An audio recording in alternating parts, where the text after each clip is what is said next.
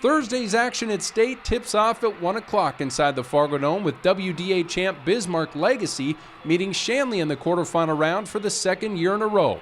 The Sabres enter state coming off their 22nd win of the season, defeating defending two-time state champ Century in the conference championship. The Sabres' length is tough on opposing offenses, and it helps them own the battle on the boards most nights. Senior Alexis Dressler is the leader of the bunch, averaging 13 points and 3.5 assists per game, but she knows it'll take a team effort at state. If we stay together, we play as 5 on the court. Everyone's important. The starters, the people that come in the bench, the coaches, the people that might not go in. We got to play as 18. That's how many there are, and that's how we're going to win. We're such a tight-knit group. I wouldn't want to play with anyone else my senior year. I love all these girls. We're like family, and we really battled through a lot of adversity. After an adventurous conference tournament, Shanley is hoping to regain its form from the regular season, one that saw the Deacons finish runner-up to Devil's Lake in the final standings. Seniors Riley Payne and Hadley Huber are the pulse of the team as they wrap up their careers after playing 5 years of varsity hoops. True to her name, Payne has been a pain for opposing head coaches to deal with. She leads the conference in scoring, rebounding, and steals this year, while Huber has dished out the most dimes in the EDC. They're well aware that they haven't won a game at state since their freshman season, but that just adds fuel to their motivation. We got Riley Payne and Hadley Huber that have been here for 5 years. They understand what it's going to take. And last couple of times we played Legacy, they got the better of us. So we figure it's our time, and I think that's going to help the girls really get after it a little bit more. We're going to play the best team in the state to start out, but we got to beat them to be a state champion. I think they transition really well and just have like a good couple guards that'll be tough for us, but I think with our guards, with our posts, like if we play our game, control the tempo, play how we want to play from the start to finish, I think it'll be a good game. Game 2 should be a great battle as well, with EDC tournament runner-up Red River squaring off with Mandan. Rough Rider senior Shelby Frank is an efficient scoring threat, shooting 57% from the floor, with a lot of that work being done in the paint. Frank's presence opens up opportunities for some of the great shooters on Kent Ripplinger's team. Nerves? Well, they shouldn't be an issue for the Black and Red after what they dealt with in the conference tournament, playing 3 games that ended up being decided by a combined 4 points.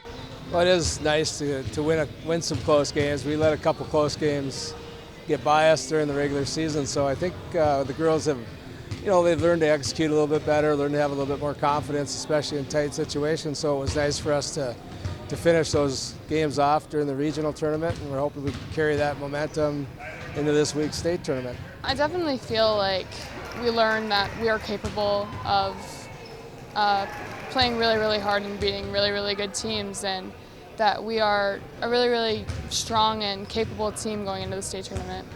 Despite graduating 2 of the best players in program history last year, the Mandan Braves are back at state for a 5th consecutive season. Senior wing Lakin Darris has provided the majority of the scoring punch for the Braves, averaging 17 points per game. But with Darris drawing the attention, Abby Thomas hopes to see players like Sydney Gustafson and Maria Moore, among others, stepping up. We just got to make sure that we keep our composure, going into some big games, and just really work on staying together as a team, keeping picking each other up, and playing with a lot of confidence. I mean, it's a big deal. It's sad, but you want to go out with a bang and just play with your heart, give it your all. It's your last time as a high school basketball player, really, and so just giving it all, give it your all and all your heart. The third quarterfinal features a St. Mary's team that can lock you up defensively. Offense has been the issue this year, but they did score a season-high 75 points in the state qualifier victory over Bismarck, their first time over 70 all season. The Saints are also the only team in the conference with 4 players averaging double-digit points. Head coach B.J. Etzold feels that his offense may have turned a corner. I would say our offense, it took a while to find our identity, and we constantly put new things in and change the way we played, and I feel like it's starting to finally click for us. We put up some points today, which we knew we'd have to with the way Bismarck High plays, but they bought in all year. We've been guarding all year long, and now I think things are clicking on the offensive end, which is great. The Saints will face an uphill battle against a strong Davies team that just won the EDC tournament, a run that included a victory over previously unbeaten Devil's Lake. The Eagles are led by a huge junior class that includes all conference selections Taylor Fay and Riley Wacha. Tim Jacobson's team has showed that they can win high-scoring games and grind out low-scoring affairs. That's one of the reasons he's feeling confident entering Thursday. I credit the kids. I mean, we've got kids that want to run up and down the floor and try to score 100 a night, but I think they understand that there are games like in the championship EDC game where it's going to be in the 40s and you got to duke it out to the end, and we did that. And yet, if the opportunities are there, we're going to go after the rim. Coach definitely knows what he's talking about. He knows what's best for our team. As long as we trust him, go into the game with his game plan, I think we're doing good.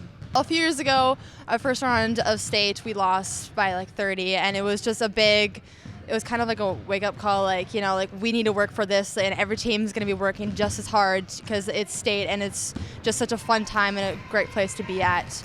So just working hard and just being really prepared and, being locked in and ready to go.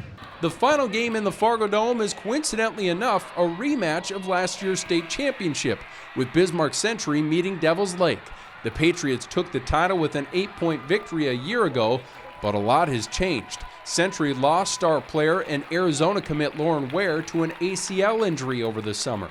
It's been a team effort in making up for that lost production, but the Patriots still take a gaudy 21-3 record into state, with all 3 losses coming to conference champ Legacy. Freshman Logan Nisley has splashed onto the scene, averaging 12 points and over 2 blocks per game, while juniors Ashton Kinnebrew and Julia Fitterer can erupt on any given night. We lost like Lauren and Lily last year, but we still have girls. We have big girls who can rebound, we have girls who can shoot, and we still have like a bunch of girls who can score, so we just use that a lot. Century's offense will need to buckle up because Devil's Lake plays at a breakneck pace. The Firebirds have thrived off forcing turnovers the last few years, and they turn that into big-time offense, leading the state for a second consecutive year. The Firebirds are led by EDC Player of the Year, Jess Mertens, who averages 12 points, 4 assists, and 5.5 steals. She's the tone setter and will be key if the Firebirds want to make history and claim their first state title since 1987. She's a really important leader to us. She really helps us out when we are down and when we have to come back. And she's a really great scorer for us, and we always can count on her if we are down and need her to put some points up or get some steals. It's kind of a lot of pressure, but we're ready to get back to state and take on the state chip again and win.